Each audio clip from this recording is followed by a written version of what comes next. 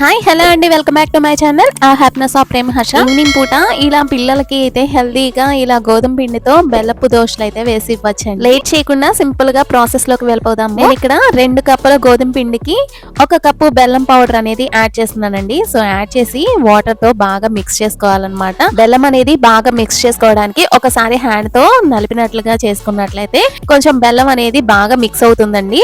So చూడండి, కొంచెం water add చేసుకొని ఇలా నిదానంగా కలుపుకుంటూ ఉండాలన్నమాట. గోధుమ పిండి కలిపేటప్పుడు కొంచెం ఉండలుగా పడుతుంది. సో అందుకని జాగ్రత్తగా మనం మిక్స్ చేసుకోవాలండి. ఈజీలో మనం దోశల పిండి ఎలా అయితే వేసుకుంటామో సేమ్ అదే ప్రాసెస్ లో ఇలా బెల్లపు దోశలు అనేవి వేసుకోవచ్చండి. చాలా అంటే చాలా బాగుంటాయి అన్నమాట. పెనం హీట్ అయిన తర్వాతే కొంచెం ఆయిల్ గానీ గీ గానీ అప్లై చేసుకొని అప్పుడు మాత్రమే మనం దోశలు అనేవి వేసుకోవాలండి. ఇక గీతో వేసుకున్నట్లయితే టేస్ట్ అయితే చాలా బాగుంటుంది అనమాట. ముఖ్యమైన విషయం ఏంటంటే ఇవి లో ఫ్లేమ్ లోనే కాల్చుకున్నట్లయితే చాలా బాగుంటాయండి దోశలు అయితే. ఇలా ఒక్కొక్క దోశని 2 వైపులా టర్న్ చేసుకుంటూ కాల్చుకోవాలండి. సో లో ఫ్లేమ్ లో మాత్రమే అన్నమాట. సో ఈ బెల్లపు దోశలు అనేవి చాలా అంటే చాలా బాగుంటాయండి. పిల్లలు అయితే చాలా ఇష్టంగా తింటారనమాట.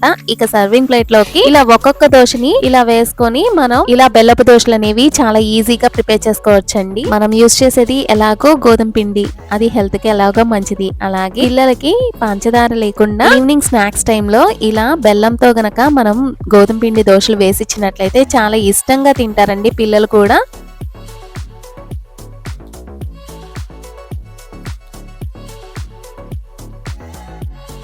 సో వీడియో నచ్చిందా? వీడియో నచ్చితే కనుక మీరు లైక్ చేయండి. మీరు ఇచ్చే లైక్ అనేది నా వీడియో అనేది మరికొంతమందికి రీచ్ అవుతుంది. సో అలాగే కుదిరితే కనుక షేర్ చేసి సబ్స్క్రైబ్ చేసుకోండి. Thank you for watching. Bye bye.